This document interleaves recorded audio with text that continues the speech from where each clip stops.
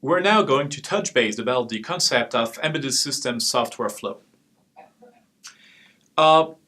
When dealing with an embedded software system, things are very, very different than writing a simple piece of software you will have to run on your personal computer. And there are many different ways to structure the flow of the application processing. Keep in mind, again, that compared to traditional software, your program should never end. So that makes a very big difference compared to what you would do in a regular system. There are four main concepts we're going to practice in this class, namely the polling structure, the interrupt-based programming, and hybrid implementation between the two, and the use of embedded operating systems. Let me first guide you through the concept of polling. An embedded software using the polling concept consists of a main giant loop that will simply keep looking at what processes are needed to happen for a given period of time. So when you start your processor, you will initialize it, initialize your peripheral, and so on and so forth, and then keep looping over time. Oh, actually, do this portion of my processing, like, do I need to compute this FFT now, needs to happen or not? If yes, you operate it. If not, you keep going and you keep checking every time you have some new processing to do. Once you're done with checking all of them, you will keep looping. So it's a massive giant loop that simply looks at what is the processing that you have to do. It works pretty good for small applications, but you end up with a couple of problems anyway. If those different processes end up to take a very long time compared to others, you might end up with a system that loses reactivity. Think about it as if you have a keyboard processing operation. So you want your system to react. When you press your keyboard, you will have something that is done. But if you're stuck somewhere in one of those processes because you're grinding a large amount of numbers and so on and so forth, your keyboard entry will never be taken into account until that process is done. So you might lose reactivity. That's the main challenge. The second issue with this kind of structure is that you keep running your processor. So you will always burn power. You will never end up in a system if you have nothing to do. You check if you have nothing to do all the time. So you're always busy and burning power. In order to compensate for that issue, we have introduced the interrupt-driven software flow. Now, processes are only run on demand. So basically, here's the following. So when you initialize your processor, you enter into a sleep mode. So you do nothing. You just go to sleep. You do not burn power, or a very limited amount of power. And then you will wait for your processor to be woken up by an event that will make you jump into an interrupt service subroutine. And in this subroutine, you will implement your different processing. So for example, your processor is doing something, you push on a button on your keyboard, you will jump into this subroutine and treat this information immediately.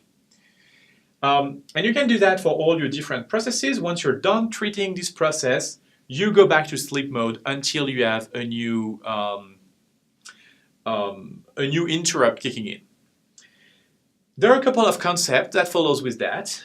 It is possible to grant priorities and interrupt of interrupts, called nested interrupts.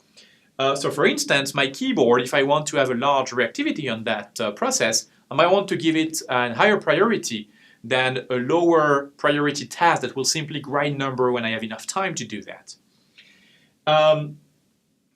So this is pretty good. It gives you a nice way to preempt any operation with a higher priority to deal with a more constrained system.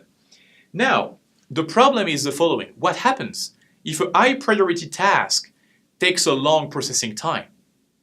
Well, if you have a lower priority task requesting an interrupt, you will not service that until the other task keeps running.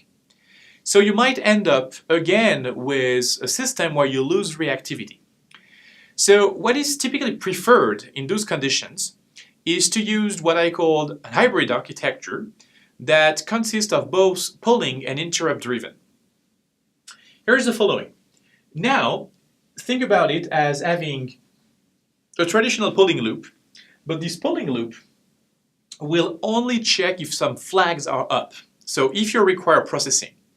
But now, these flags are only driven by the interrupt service routine. So when you have a request, your interrupt service routine will simply turn on this flag that will let your software know that you do have to service that when you have time. Of course, you can deal with priority among your interrupt, and you can add inside of the interrupt service routine the most time-critical steps that you need to perform.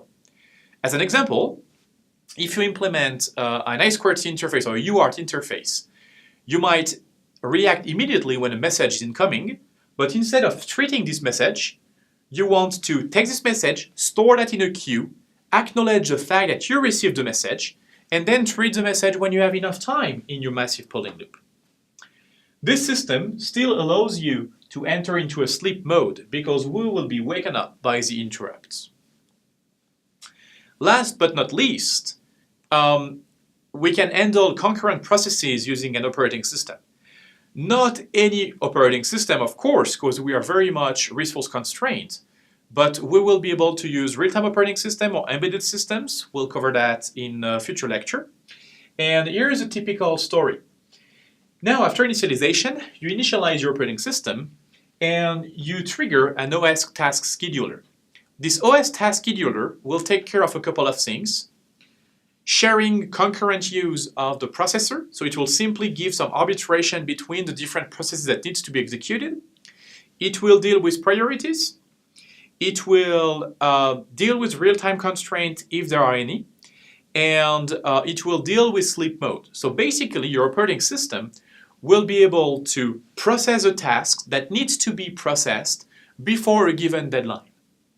And that gives you the most flexibility. Of course, at the same time, it does consume resources, so it has to be considered for slightly more complex systems than very simple bare metal implementations.